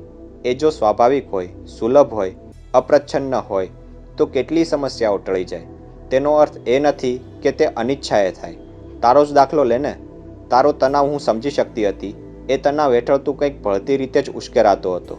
કદાચ તને પોતાને પણ એ સમજાતું ન હોય. એ તણાવ મેં પીછાન્યો. એમાંથી તને મુક્ત કરવાનું મને મન થયું અને તેમાં મને અંગત કોઈ વાંધો ન હતો. શચીએ વાક્ય પૂરું કર્યું ત્યારે તેમની જીપ હાઈવે પર સરી રહી હતી. ઈશાન આ અદ્ભુત ઓરતની કોઈ અનેરી ફિલોસોફી સાંભળી રહ્યો હતો. અને છતાં શચી, તને માઠું લાગ્યું હતું. તું છેડાઈ હતી. જીપની બહાર જઈને પહાડી રસ્તાની કિનારે જઈને ઊભી હતી. એવું નથી ઈશાન. માણસ કેવળ મનથી જીવતો નથી, વિચારોથી જીવતો નથી. માણસ તેના શરીરથી, તેના હૃદયથી, તેના સુખદ દુઃખદ અનુભવોના સરવાળાથી જીવે છે. અને જ્યારે એકનો એક પ્રસંગ જીવનમાં પુનઃ આવે અને તેના હરહંમેશ કરુણ પરિણામો આવે ત્યારે અકથ્ય વેદના કેટલી ક્ષણભંગુર છે, કેટલી અનિવાર્ય છે તેનું ભાન હોવા છતાં તેની શૂળ હટી શકતી નથી. મેં દિલીપને પ્રેમ કર્યો હતો. આચાર્ય અવનીશ પણ મને ગમતા હતા. આનંદ જેવો અનુપમ આદમી મને પારાવાર ચાહતો હતો. છતાં મારું જીવન તો એક ગ્રીક ટ્રેજેડી જેવું જ રહ્યું. તને યાદ છે મેં તને પૂછેલું કે તું નિયતિમાં માને છે? ત્યારે તને એ પ્રશ્ન સંદર્ભહીન લાગ્યો હતો. પણ તેનો અજબ સંદર્ભ મારા મનમાં છે. તેનો ડર પણ છે. એવું શા માટે હોવું જોઈએ? શચીને ઈશાને પૂછ્યું. પણ શચીએ તેનો જવાબ ના આપ્યો. તે જીપના ખુલ્લા બારણામાંથી બહાર જોતી રહી. તેની સાડીનો પાલવ હવાના ઝોકથી ઉડતો રહ્યો. તેના સુવાળા, પાતળા અને છતાંય ઘટ્ટ વાળની નાનકડી શેરો તેના કપાળ પર, તેના ગાલ પર અડપલા કરતી રહી. રસ્તા પર ધાબા આગળ એ લોકો આવીને ઊભા રહ્યા. બપોર થઈ ચૂકી હતી. શચીને તરસ લાગી હતી. ઈશાન 2 પીણા લઈ આવ્યો. બંને જણ ઠંડી કરેલી બોટલમાંથી ઓરેન્જ પી રહ્યા હતા ત્યાં વિનોદ આવી પહોંચ્યો. એ મોટરસાયકલ પર આવ્યો હતો. તેણે મોટરસાયકલ પાર્ક કરી અને શચીએ તેનું અભિવાદન કર્યું. 3 જણ જીપમાં ગોઠવાયા. થોડેક દૂર જીપને પાર્ક કરીને વિનોદે પૂછ્યું, ક્યાં છે પેલો કાગળ? શચીએ આનંદે લખેલો કાગળ પૂરા પરબીડિયા સાથે વિનોદના હાથમાં મૂક્યો. વિનોદે કાગળ વાંચ્યો. તે વાંચતો ગયો તેમ તેમ તેની રેખાઓ તંગ થતી ગઈ. તેના ચહેરા પરથી ખ્યાલ આવતો હતો કે તેને એ કાગળમાં લખેલી વાતો અને આનંદના મૃત્યુ સાથે કશોય સંબંધ દેખાતો ન હતો. તેણે કાગળ ફરીને વાંચ્યો. તેની સાથેના ફોટોગ્રાફ્સ જોયા. નેગેટિવ્સ પણ સૂર્યપ્રકાશમાં ધરીને જોઈ. શી ખબર આ બધું શું લેક્ચર તેને ફાડ્યું છે? મને આમાં કંઈ સમજાતું નથી, વિનોદ બોલ્યો. તમને સમજાય નહીં તે આશ્ચર્ય જેવું છે, શચી બોલી. હરિચેતન એમ કહેતો હતો કે એ પત્ર ખૂબ જ શ્રદ્ધાથી તેણે લખ્યો હતો અને આનંદે તેને ખાસ સૂચના આપી હતી કે પત્ર તમને જ મોકલવો. પણ એ છે ક્યાં? આશ્રમમાં પાછો આવ્યો હોય તો ખબર નથી. કાગળ મારી પાસે છે તેવી તેને ખબર ન હોય તે સ્વાભાવિક છે, શચીએ કહ્યું. મિસ્ટર અગ્રવાલ, આનંદે આ કાગળ લખ્યો હશે ત્યારે તેને મનમાં તો હશે જ કે કદાચ તેનું અસ્વાભાવિક મૃત્યુ થાય. તેવું તો હશે જ ને, વિનોદે કડછાણી માફક જવાબ આપ્યો. મતલબ કે આ કાગળ લખતા પહેલાંની કોઈ પરિસ્થિતિ તો તમે જાણતા જ હશો ને? એ હું સમજ્યો નહીં, વિનોદે ઈશાન સામે જોઈને કહ્યું. આ કાગળમાંથી એક વાત તો ફલિત થાય છે ને કે આશ્રમ અંગે તેના મનમાં કશોક ચકરાવો હતો, ઈશાને કહ્યું. ચોક્કસ હતો, શચી બોલી. હરિચેતનના કહેવા પ્રમાણે આશ્રમમાં મોટા પાયા પર કશીક ગોલમાલ થઈ રહી છે. એટલું જ નહીં, પણ આશ્રમના જ માણસો અથવા અવનીશના કોઈ વિરોધીઓએ આનંદને મારવા માટે પ્રયત્ન પણ કર્યો હતો. એ જ હું કહેવા માગું છું કે તમને એ બધી વાત તો આનંદે જ કરી હશે ને? ઈશાને પૂછ્યું. વિનોદ તેની સામે જોઈ રહ્યો. આનંદ ઓછા બોલો આદમી હતો. આ જવાબ નથી મિસ્ટર અગરવાલ, ઈશાને આંખ ઝીણી કરીને કહ્યું. તો પછી બીજો કોઈ જવાબ હોય તો એ જવાબ હું જાણતો નથી, કે પછી તમારે કહેવું નથી, ઈશાને ઉમેર્યું. વ્યર્થ સમય બરબાદ કરવામાં હું માનતો નથી. મારે કંઈ વાત જ ન કરવી હોત તો હું તમને મળવા માટે લાંબો થયો ના હોત, વિનોદે કહ્યું. એક મિનિટ વકીલ સાહેબ, તમે આટલે લાંબે આવ્યા ના હોત તો પણ ચાલત. તમે અમને ઘેર આવવાની મનાઈ કરી, એટલું જ નહીં, ભગવાન અવનીશના સંન્યાસી જેવા કપડાં પહેરીને કોઈને બહાર પણ તમે મળશો નહીં તે પણ કહ્યું. હું પૂછી શકું કે એમ શા માટે? આનંદના મૃત્યુનું અન્વેષણ, ઇન્વેસ્ટિગેશન આપણે ખૂબ ખાનગીમાં કરવું જોઈએ તેમ હું માનું છું. કેમ? પોલીસ જે કામ કરી ન શકી તે આપણે કરવાનું હોય તો બધું જ ખાનગી રહે તે અગત્યનું છે. મને તેથી ઊંધું લાગે છે. મતલબ, તમે જાણો છો કે આનંદ શાથી મર્યો છે, તેને કોણે માર્યો છે તેની પણ લગભગ તમને ખબર છે. તો એ જાહેર કરતાં હું શા માટે ખચકાઉં? એ પ્રશ્ન મને મૂંઝવતો નથી. તેના બે જ કારણો હોઈ શકે. એક તો એ કે તમે હાથે કરીને કોઈ લાભ ખાટવા માટે ચૂપ રહો છો, અથવા તમને પારાવાર ડર છે. મને એ બેમાંથી બીજું કારણ અગત્યનું લાગે છે, ઈશાને કહ્યું. અને જાણે વિનોદના ચહેરા પર ખુલ્લી કિતાબમાંથી દેખાતા અક્ષરો વંચાતા હોય તેમ તે બોલ્યો. અથવા મિસ્ટર અગરવાલ, તમે જાતે હબકી ગયા છો. શાથી? આનંદે તમને જે કંઈ વાતો કરી હશે તે સઘળી સાચી પડી હશે. જે વાતો તમે માનવા તૈયાર ન હો તેવું જ્યારે સાચું પડતું હોય ત્યારે માણસ ડઘાઈ જાય છે. મિસ્ટર અગરવાલ, તમે ડઘાઈ ગયેલા માણસ છો. વિનોદ અગરવાલે સ્થિર દ્રષ્ટિએ ઈશાન સામે જોયું. વિનોદ થોડો સ્થૂળ આદમી હતો. તેણે શ્વાસ લીધો અને ધીરેથી કહ્યું, યસ જેન્ટલમેન, હું ડઘાઈ ગયો છું. આનંદ સાથે મારે સંબંધ ન હોત તો આખી વાતમાં મેં સહેજ પણ રસ લીધો ન હોત. બીજા કોઈની વાત હોત તો મેં મારો સમય બગાડ્યો જ ન હોત. મને પારકી પંચાયતમાં રસ નથી. એક વકીલ તરીકે પણ જો ફી ન મળતી હોય તો હું કશી વાત પણ સાંભળતો નથી, તે બોલ્યો અને સહેજ અટક્યો. તેને ઈશાનને બરાબર સમજ પડે તેવી જ રીતે છેલ્લા વાક્યો કહ્યા. ઈશાનને ગુસ્સો પણ આવ્યો, પરંતુ અત્યારે તે કશું બોલી બગાડવા માગતો ન હતો. તે અને સચી જે કામ માટે આવ્યા હતા તેમાં વિનોદ વગર બીજું કોઈ મદદરૂપ બની શકે તેમ નથી તેની ઈશાનને ખાતરી હતી. હું અત્યારે મારો સમય એટલા માટે બગાડું છું કે આનંદ મારો મિત્ર હતો. તેના મૃત્યુનો મને જેટલો રંજ છે તેટલો રંજ આબુના તેના અન્ય મિત્રો કે ઓળખીતાઓને નહીં હોય, કહીને તેણે સચી સામે જોયું. હું તમારી વાત કરતો નથી. તમે જેટલા વર્ષોથી આનંદને ઓળખો છો તેટલા વર્ષોથી હું તેને ઓળખતો નથી. છતાં અહીં આબુમાં આનંદ જેટલા લોકોને ઓળખતો હશે તે સૌમાં મારો અને તેનો પરિચય સૌથી વધુ ગાઢ હશે તે નિર્વિવાદ છે. એ તો છે જ મિસ્ટર અગરવાલ. તે વગર એ તમને તેની લગભગ છેલ્લી ઘડીએ આવો પત્ર આપવાનું વિચારે? સચીએ પ્રશ્ન કર્યો. એ મુદ્દા પર હું પછી આવું છું. પહેલાં મિસ્ટર સારંગ સાથે કેટલીક સ્પષ્ટતા કરી લઉં. મુદ્દાસર બોલવા ટેવાયેલા વિનોદે સચીને કહ્યું અને પછી ઈશાન તરફ જોયું. વેલ, તમે કહ્યું તેમ હું જરૂર ડઘાઈ ગયો છું અને તેના કેટલાક કારણો છે. તેણે આપઘાત કર્યો તે વાત મને રૂચતી ન હતી. તેમ છતાં પોસ્ટમોર્ટમ રિપોર્ટ આપઘાતનું કારણ દર્શાવે છે. એ બાબત હું કંઈક એક્શન લેવા જાઉં તે પહેલાં તો કાસમ નામનો આદમી મારે ત્યાં આવ્યો. કોણ કાસમ? ઈશાને પૂછ્યું. તમે વચ્ચે પ્રશ્ન ન પૂછો તો સારું, વિનોદે કંઈક કંટાળાથી કહ્યું અને આગળ ચલાવ્યું. એ આદમીએ આવીને મને હરિચેતન વિશે પૂછ્યું. પહેલી નવાઈ કે આઘાત મને એ લાગ્યો, એ હરિચેતન પર પત્ર લખીને એ પત્ર મને પહોંચાડવા માટેની વાત તેણે હરિચેતનને કહી હતી. આ બીજી સમસ્યા છે. આનંદને ખ્યાલ હોય કે તેને કોઈ મારી નાખશે તો તેણે મને એ વાત કહેવામાં વિલંબ શા માટે કર્યો હશે? તેના પર મોટર ફેરવી નાખવાનો પ્રયત્ન કરવામાં આવ્યો, અથવા તો કોઈ મારી નાખવા પ્રયાસ કરી રહ્યું છે અથવા ટૂંક સમયમાં કરશે તે વાત તે મને કરી શક્યો હોત. તે જો હરિચેતનને એવું કહી શકે તો મને એ ચોક્કસ કહી શક્યો હોત. નંબર 1 અને નંબર 2, આપઘાત કરતી વખતે ખિસ્સામાં કે કમરામાં મારા નામની કોઈ ચિઠ્ઠી મૂકી શક્યો હોત. તેમ કરવાને બદલે તેણે એક કાગળ લખ્યો. ભૂરા પરબીડિયામાં બીડીને એ કાગળ સંતાડી રાખ્યો. એટલું જ નહીં, તેણે હરિચેતનને કહ્યું કે એ કાગળ તેણે મને પહોંચાડવો. મતલબ કે એ કાગળ અગત્યનો હતો. છતાં એવો કાગળ તેણે હરિચેતનના હાથમાં આપ્યો નહીં. એટલું જ નહીં, એ કાગળ એવી રીતે સંતાડ્યો કે જે ઝડપથી કોઈના હાથમાં ન આવે. એ પછી તેણે આપઘાત કર્યો.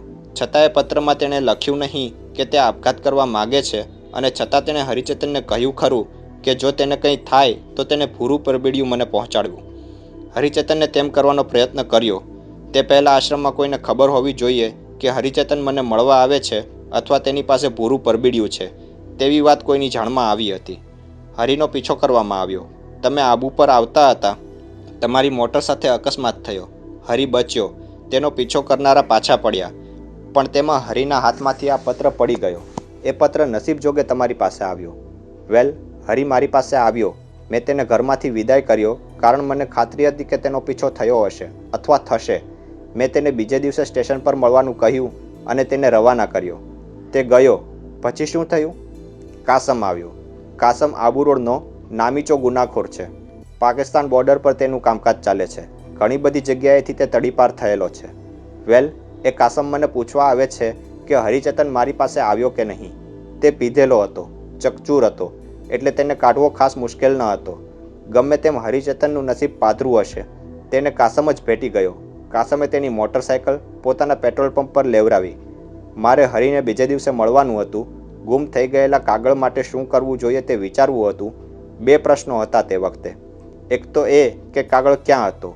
હરિની પાછળ પડેલા માણસોના હાથમાં એ પહોંચ્યો હતો? જો પહોંચ્યો હોય તો તે લોકો હરિની શોધ શું કામ કરે? તેના બે જવાબ હતા. એક તો એ પત્ર પઠ્ઠાઓના હાથમાં આવ્યો નથી અને બીજી બાજુએ જો એ પત્ર આવ્યો હોય તો તે હરિને વગે કરવા માગે છે. હવે જો હરિને એ લોકો વગે કરવા માગતા હોય તો સ્વાભાવિક રીતે હું પણ તેમને કાંટાની માફક ખૂંચું જ. વેલ, હું તે દિવસે હરિને મળવા સ્ટેશન પર ગયો ત્યારે હરિ તો ન મળ્યો પણ કાસમ અને રઘુ મળ્યા. કોણ રઘુ? એ બીજો ખતરનાક આદમી છે. અભયારણ્ય આશ્રમમાં રહે છે. ભગવાન અવનીશનો ચેલો છે. સંન્યાસી છે. તેની પાછળ પણ કાસમ જેવો ઇતિહાસ છે. વેલ, એ કાસમ અને રઘુ મને સ્ટેશન પર મળ્યા. એ રઘુના દીદાર વિચિત્ર હતા. તેને કોઈએ બુરી રીતે ધોયો હોય તેવું લાગતું હતું. મને તરત ખ્યાલ આવ્યો કે એ બંને જણ હરિચેતનની શોધમાં હતા. અલબત્ત તે વખતે મને ખ્યાલ ન હતો કે હરિચેતન ગુમ થયો છે. મને તે વખતે એટલી જ બીક હતી કે જો કદાચ હરિચેતન આવી પહોંચશે મને મળવા માટે તો આ લોકો તેને ઝડપ્યા વગર રહેશે નહીં. પણ તેવું બન્યું નહીં. પાછળથી મને ખબર પડી કે હરિચેતન તેની મોટરસાયકલ કાસમના પેટ્રોલ પંપ પર જ મૂકીને ચાલ્યો ગયો છે. સો નાવ યુ નો, ડઘાઈ જવાના મારી પાસે પૂરતા કારણો છે. ઓછું હોય તેમ તમે મને ફોન કર્યો કે કાગળ તમારી પાસે છે. વેલ, મારે જોખમ લેવું ન હતું એટલે જ મેં અવનીશના કોસ્ચ્યુમ પહેરીને આવવાની તમને ના પાડી હતી. મને ખાતરી છે કે મારા પર પણ નજર રખાતી હશે, કહીને વિનોદ અટક્યો. તેને ગજવામાંથી સિગરેટનું પાકેટ કાઢ્યું અને સિગરેટ સળગાવી. દીવાસળી ઓલવીને થોડીવાર તેને હાથમાં પકડી રાખી. તેણે ઈશાન સામે જોયું અને કહ્યું, મિસ્ટર સારંગ, હવે જોક પૂરી થઈ. તમે સંતાડી રાખેલો બીજો કાગળ મને આપશો તો આપણે એકબીજાને વધુ મદદરૂપ થઈ શકશું. વોટ? ઈશાને હેપતાઈને પૂછ્યું. આ કાગળની સાથે બીજો કોઈ કાગળ હોવો જ જોઈએ. એ કાગળ આ પરબીડિયામાં નથી, માટે એ કાગળ તમે મને આપી દો. Mister Agarwal, what do you mean? મારો પ્રશ્ન સમજાતો ન હોય તો ફરી પૂછું, પણ તમારે મને બેવકૂફ માની લેવાની જરૂર નથી. એટલે? શચીએ વચ્ચેથી આઘાત સાથે પૂછ્યું. તમે મને એટલો બેવકૂફ સમજી લીધો કે જેથી હું તમારી વાત માની લઉં? આ કાગળની સાથે બીજો પણ કોઈ કાગળ હોવો જોઈએ. એ તમે કાઢી લીધો હોય તો એ કાગળ મને આપવામાં આવે ખચકાવાની જરૂર નથી. તમે શું કહેવા માગો છો? ઈશાને પૂછ્યું. તમે અમને શું સમજો છો? આનંદે જો મરતા પહેલાં, આપઘાત કરતા પહેલાં આવો પત્ર લખ્યો હોય તો તેનું મગજ ખસી ગયું હોય અથવા તો આ સાથે તેણે બીજો કાગળ પણ લખ્યો હોવો જોઈએ જે તમે સંતાડી રાખ્યો હોય. માય ગોડ, મિસ્ટર અગરવાલ, તમે ભયાનક માણસ છો. તમારું એમ કહેવું છે કે ભૂરા પરબીડિયામાંનો કાગળ મેં કાઢી લીધો છે અને તેની જગ્યાએ બીજો કાગળ ગોઠવી નાખ્યો છે? બીજો કાગળ ન હોય મિસ્ટર ઈશાન, તો પછી આ કાગળના એકાદ બે પાના અગત્યના પાના હશે. મારે શું કામ એવા પાના કાઢી લેવા પડે? ડેમ ઇટ, તમે મારા પર શંકા સેવો છો મિસ્ટર અગરવાલ? આ પરબીડિયામાં આ સિવાય કોઈ કાગળો ન હતા, ઈશાને ગુસ્સાથી કહ્યું અને વિનોદ હસ્યો. મારા પ્રશ્નથી ડઘાઈ જવાની જરૂર નથી. એક વકીલ તરીકે બધી શક્યતાઓ વિચારી લેવાની મને આદત છે અને તમારા ચહેરા પરના ભાવો અને ગુસ્સાથી મને ખાતરી થઈ છે કે તમે સાચું બોલો છો. તમે કોઈ કાગળ કાઢ્યો નથી. તેમ છતાં એક પ્રશ્ન તો રહે છે કે તમારે શા માટે આ પંચાયતમાં ઉતરવું પડે. પણ તેનોય જવાબ આપવાની જરૂર નથી. મને સમજાય છે. કદાચ આ શચીબહેનની જગ્યાએ બીજી કોઈ ઓરત હોત કે પુરુષ હોત તો તમે આટલી તકલીફ ન લીધી હોત. મિસ્ટર અગરવાલ, તમે... ઈશાન ગુસ્સાથી કંઈ કહે તે પહેલાં વિનોદે પોતાની વાત આગળ ચલાવી. વેલ, હવે બીજો મુદ્દો મિસિસ મહેનાકે ઉઠાવ્યો હતો તે વિશે આપણે વિચારીએ. આ કાગળ શા માટે તે મને મોકલવા માગતો હતો? મારી દ્રષ્ટિએ તેના બે કારણો છે. એક તો એ કે આનંદ અને મારા વચ્ચે મૈત્રી હતી અને બીજું કારણ એ કે અવનીશ સાથે કે અભયારણ્ય આશ્રમ સાથે સંકળાયેલા કોઈ માણસ પર તે વિશ્વાસ મૂકવા માગતો ન હતો. છતાં મિસ્ટર અગરવાલ, ઈશાન બોલ્યો, એ કાગળ પહોંચાડવાનું કામ તેણે અવનીશના સંન્યાસીને હરિચેતનને સોંપ્યું હતું. ધેટ્સ અ ગુડ પોઈન્ટ, સિગરેટનો કશ લેતા વિનોદે કહ્યું. તેણે એ કામ હરિચેતનને સોંપ્યું હતું પણ તેણે હરિચેતનના હાથમાં એ કાગળ આપ્યો ન હતો. એ કાગળ તેને કોઈના પણ હાથમાં ન આવે તેવી રીતે છુપાવી રાખ્યો હતો. એવું તેણે શા માટે કર્યું? એ કાગળ હરિચેતનને શોધ્યો, અકસ્માતથી શોધ્યો. એવું તેણે શું કામ કર્યું? શચીએ કંઈક ગૂંચવણથી પૂછ્યું. તેનો સીધો સાધો જવાબ એ છે કે એ કાગળ તેણે સંતાડ્યો હશે ત્યારે તેને સહેજ પણ ખ્યાલ નહીં હોય કે તેનું મૃત્યુ આટલું ઝડપથી થશે. આ કાગળમાં આપઘાત વિશે કોઈ ઉલ્લેખ નથી. વળી આપણે બધા સહમત છીએ કે તે આપઘાત કરે તેવો માણસ હતો જ નહીં. પરિણામે એક વાત ચોક્કસ છે કે તેણે આપઘાત કર્યો નથી. બીજી વાત એ છે કે આ કાગળમાં જ તે કંઈ સૂચવવા માગતો હોય તેનો ઉલ્લેખ છે જ, ખાસ કરીને આ ફોટોગ્રાફ્સ. ત્રીજી વાત એ છે કે તેણે આ કાગળ છુપાવીને રાખ્યો હતો કારણ કે તે કાગળ કોઈ ચોક્કસ વ્યક્તિના હાથમાં આવે તેવું તે ઈચ્છતો હતો. એ વ્યક્તિ તમારા સિવાય બીજી કોઈ ન હોય તેવો નિર્ણય બાંધવો અસ્થાને નથી. નહીં તો તેણે તમારા ફોટોની ફ્રેમમાં એ પત્ર સંતાડ્યો ન હોત. વિનોદે શચીને ઉદ્દેશીને કહ્યું. શચી અબોલ રહી.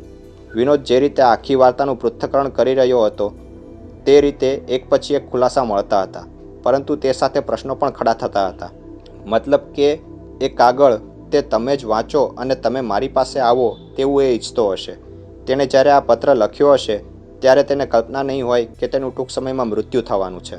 પણ એ પત્ર તેણે મારા થકી તમને પહોંચાડવા લખ્યો હોય તો તેણે મને વાત કરી હોય ને, અથવા એ મને જ પત્ર પોસ્ટ કરી શક્યો હોત. That's the point. એ ઈચ્છતો હતો કે પત્ર તમે જ મેળવો અને તમે જ મને પહોંચાડો. કદાચ પત્ર લખતા પહેલાં તેણે હરિચેતન મારફતે મોકલવાનું વિચાર્યું હશે અને પાછળથી વિચાર બદલ્યો હશે.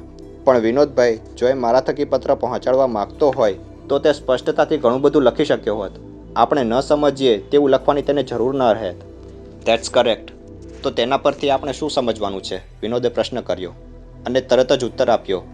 આપણે એ સમજવાનું છે કે એ પત્ર તમારા હાથમાં આવે અને તમે મને પહોંચાડો. એ પહોંચાડ્યા પછી તમે એ પત્રમાં શું લખ્યું છે તેવું સ્વાભાવિક રીતે મને પૂછો તો એ પત્ર હું તમને વાંચવા આપી શકું. તમે એ પત્ર વાંચો અને છતાં તેમાં તમને કશું અજુગતું ન લાગે. એ જે મને કહેવા માગે છે તે હું સમજી શકું પણ તમે ન સમજી શકો તેવું તેણે ચોક્કસ વિચાર્યું હશે. પણ આવું શા માટે તે કરે? શચીએ પૂછ્યું. મારાથી શા માટે તેને કોઈ વાત છુપાવવાનું મન થાય?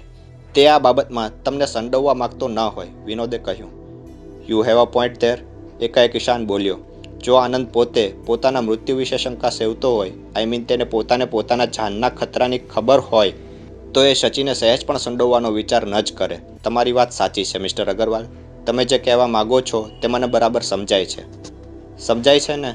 તો હવે તેના પરથી આપણે આપણું એક્શન કરવું જોઈએ. પ્રથમ વાત તો એ કે હવે જે કાંઈ પણ આપણે વિચારીએ તેમાંથી મિસિસ મૈનાકને દૂર રાખવા જોઈએ, વિનોદે કહ્યું. તે હું બરદાસ્ત નહીં કરું, શચીએ ઝડપથી વિરોધ નોંધાવ્યો. હું સંમત છું મિસ્ટર અગ્રવાલ, ઈશાન બોલ્યો. પણ વિનોદે જવાબ ના આપ્યો. જો શચીબહેન આ બાબતમાં દૂર રહે તો પછી તમે મિસ્ટર સારંગ આ બાબતમાં શા માટે હોવા જોઈએ? વિનોદે પૂછ્યું. એ અંગત સવાલ છે મિસ્ટર અગ્રવાલ, ઈશાને કહ્યું. તેનો જવાબ હું અંગત રીતે આપીશ. અને બીજી વાત કહી દઉં, તમે વકીલ હો તેનો અર્થ એ નથી કે તમારે કેસ લડતા હો તેમ વાત કરવી જોઈએ. આ કાગળ મને ચડ્યો છે. એ કાગળની પાછળ કોઈના મૃત્યુનું રહસ્ય છે. એ રહસ્યમાં મને રસ છે. એ સિવાય તમારે બીજું કશું સાંભળવું છે? સાંભળવું હોય તો હું તમને કહેવા તૈયાર છું, પણ જાહેરમાં મારે એ કહેવાની ઈચ્છા ન હતી. પણ તમે હવે પૂછ્યું જ છે તો હું કહું છું કે શચી મૈનાકને લીધે મને આનંદમાં, આનંદના મૃત્યુમાં, અભયારણ્યમાં અને ભગવાન અવનીશમાં રસ છે. તમે એમ ન સમજતા કે હું પણ બેવકૂફ છું. આનંદે લખેલા પત્રમાં ઘણી બધી બાબતો અસ્પષ્ટ છે એ હું કબૂલ કરું છું, છતાં કાગળમાં ઘણી બધી બાબતો ખૂબ સ્પષ્ટ પણ છે જ. કઈ બાબતો? તમે જ કહો ને. અમારે તમને એ જ પૂછવાનું છે, કહીને ઈશાને કાગળ હાથમાં લીધો અને ફરીથી વાંચી સંભળાવ્યો. પ્રિય વિનોદ, આ પછી કદાચ મારાથી કોમ્યુનિકેટ ન થઈ શકે. એ પહેલાં હું બધું પતાવી શકીશ તો કોઈ પ્રશ્ન નથી, પણ વાત સહેલી નથી. તેમાં જે મુશ્કેલીઓ છે તેનાથી તું પરિચિત છું. પૂર્વ ઇતિહાસથી તું વાકેફ છું. બરાબર, આપણી થિયરી સાચી છે, પણ મને જો પહેલેથી ખ્યાલ હોત તો ઘણું રોકાયું હોત. ખેર, ચક્રાવાનો અંત મને લગભગ સ્પષ્ટતઃ દેખાયો છે. અંગાર પર વળેલી રાખ ઉડાડવાનું કાર્ય થઈ ચૂક્યું છે. આશ્ચર્ય એટલું જ થાય છે કે તે હું કરી શક્યો છું. મારા સ્વભાવ અને શક્તિમાં નથી, છતાંય. આ બધા વાક્યો અસ્પષ્ટ નથી મિસ્ટર અગ્રવાલ. કોઈને પણ તેમાં અર્થ લાગે. મતલબ સીધો સાધો છે. હવે તમારે આ બાબતમાં શું કહેવાનું છે? ઈશાને પૂછ્યું. આ માણસ, આ સ્વામી આનંદ ચોખ્ખું લખે છે કે તમે ભેગા થઈને કોઈક થિયરી ઘડી હતી. એ થિયરી શું હતી મિસ્ટર અગ્રવાલ? અને ક્યાં પૂર્વ ઇતિહાસથી વાકેફ છો? શા માટે તમે સીધી વાત કરતા નથી? ઈશાને કંઈક રોષમાં કહ્યું. વિનોદે સચી તરફ જોયું. સચીનું ધ્યાન પત્રમાં હતું. ઈશાન જે વાક્યોના સંદર્ભમાં પ્રશ્ન પૂછી રહ્યો હતો તે વાક્યો તે વાંચી રહી હતી. વિનોદે ઝડપથી ઈશાન તરફ જોયું અને સચી તેની આંખો પત્રમાંથી ઊંચે ઉઠાવે તે પહેલાં તેને ઈશાનને આંખ મારીને કંઈક સંજ્ઞા કરી અને બોલ્યો, કારણ આનંદ આ પત્ર દ્વારા શું કહેવા માગે છે તે મને સમજાતું નથી. મને ખ્યાલમાં છે ત્યાં સુધી તે અભયારણ્યમાં ચાલતી પૈસાની ગોલમાલથી વ્યથિત હતો. તેના માનવા પ્રમાણે આશ્રમનો વહીવટ કરનારમાંથી થોડાક લોકો અને આશ્રમના ટ્રસ્ટીઓએ ભેગા મળીને ઉચાપત કરી હતી, કહીને વિનોદે બોલવાનું ચાલુ રાખ્યું. એ ગોલમાલ વિષયમાં યોગકૃષ્ણ પાસે માહિતી ન હોય તેવું હું માનતો નથી, એટલે એ વાત અંગે અમારે મતભેદ હતો. શક્ય છે કદાચ સાચી વાત મારા ધારવા પ્રમાણે નીકળી હોય તેનો આઘાત આનંદને લાગ્યો હોય. ગમે તેમ પણ આ પત્રનો શબ્દે શબ્દ મારે વાંચવો પડશે, કહીને વિનોદ અટક્યો અને એકાએક તેણે કહ્યું, મને તરસ લાગી છે, તમે કંઈ પીશો મિસ્ટર સારંગ? આ માણસ ખૂબ વિચિત્ર રીતે વર્તતો હતો તેનો ખ્યાલ ઈશાનને આવ્યો હતો, પણ એ કેમ આમ વર્તતો હતો તેનું કારણ તેને સમજાતું ન હતું. તેણે 2-3 વખત સચીની સામે જોઈને પછી સાચવીને ઈશાનને આંખ મારીને કંઈક ચેતવવા સંજ્ઞા કરી હતી અને આખરે કંઈક પીવા માટે પૂછ્યું હતું. હું સોડા પીશ, પાણી તો સાવ ખરાબ હશે, ઈશાને જવાબ આપ્યો. ગાડી આગળથી વિનોદ થોડે દૂર દેખાતી નાનકડી હોટલ તરફ ચાલ્યો. તારે કંઈ પીવું છે સચી? ઈશાને પૂછ્યું. સચીએ ના પાડી. ઈશાન વિનોદની પાછળ ચાલ્યો. તેની નજીક પહોંચ્યો કે તરત વિનોદે કહ્યું, ભગવાનને ખાતર તમે એ છોકરીના દેખાતા કોઈ પ્રશ્નો ન પૂછો. હું ખરેખર ડઘાઈ ગયો છું. એ પત્રમાં લખેલી વાત સમજાવવા મારે ખાસ્સો સમય જોઈશે અને એકાંત જોઈશે. તમે મને એકલા મળજો, આ છોકરી સાથે નહીં. મારે જે વાત તમને કરવી છે તે આ છોકરી સાંભળશે તો હેપતાઈ જશે. હું તમને ક્યારનો સંજ્ઞા કરું છું, છતાં તદ્દન અભણ ગામડિયાની માફક તમે બોલીએ જ રાખો છો. પણ એવી તે શી વાત છે? એ આ ઓરતને ગમે તેવી વાત નથી, વિનોદે કહ્યું. બંને જણા હાટલી પાસે જઈને સોડા પીધી અને પાછા વળ્યા. આપણે એકલા મળવું પડશે, પછી જ વાત થઈ શકશે. હું રાત્રે પાછો આવીશ, ઈશાને કહ્યું. નહીં, હું રાત્રે તમને મળવા આવીશ. આપણે ગંભીરતાથી કંઈક સ્ટ્રેટર્જી વિચારવી પડશે, તે બોલ્યો. જીપની નજીક આવતા પહેલાં તેણે રાત્રે રાજપૂતાના ક્લબમાં મળવાનું ગોઠવી લીધું. જીપની પાસે આવીને વિનોદ બોલ્યો, તમે નાહકના મને પ્રશ્ન પૂછો છો મિસ્ટર સારંગ. મને સમજાતું હોત તો આટલી બધી રામાયણ હું ન કરત. પણ તો પછી આપણે કરવું છે શું? એ માટે મને તમારે સમય આપવો પડશે. આપણે કોઈ સ્ટ્રેટર્જી ગોઠવવી પડશે. મારે આ કાગળનો અભ્યાસ કરવો પડશે. આપણે એમ કરીએ, કાલ સવારે મળીએ, તેને સચીને ઉદ્દેશીને કહ્યું. હું સવારે માઉન્ટ પર આવવાનો છું. સચીને વિનોદના બોલવામાં ઓચિંતો ફેરફાર થયેલો જોઈને નવાઈ લાગી, પણ તેની પાસે બીજો કોઈ રસ્તો ન હતો. તેણે ઈશાન સામે જોયું. ઈશાને આંખ નમાવીને તેને હા પાડી. 3 જણ જીપમાં ગોઠવાયા. થોડેક દૂર તેમણે વિનોદને ઉતાર્યો. વિનોદે મોટરસાયકલ ઉઠાવી અને જીપની પાછળ થોડીવાર પછી હંકારી. એક આગળ આપણે તેને આપી દેવા જેવો નહોતો, સચીએ કહ્યું. તો એને લાગત કે આપણે તેના પર વિશ્વાસ મૂકતા નથી, પણ તેણે આપણને બરાબર જવાબો આપ્યા નહીં તે વાત ચોક્કસ છે. મને પણ તેનો ખ્યાલ છે, ઈશાને જવાબ આપ્યો અને ઈશાને સદર બજાર વટાવીને ગાડી માઉન્ટ આબુના રસ્તે હંકારી. અરે પણ આ કપડાં પહેરીને મારાથી આશ્રમે નહીં જવાય ને? આપણે આશ્રમમાં ક્યાં જઈએ છીએ? મતલબ એટલે કે આશ્રમમાં જઈએ છીએ, પણ તે પહેલાં આપણે મારી હોટલ પર જઈએ છીએ, સાથે જમીએ અને પછી પછી આપણી ચર્ચા આગળ ચલાવીએ. કઈ ચર્ચા? વસ્ત્રોની ચર્ચા, ઈશાને કહ્યું અને સચીનો હાથ પકડ્યો. તેણે હળવેથી નજીક ખેંચી. જીપ માઉન્ટના ઢોળા ઉપર ચડતી રહી.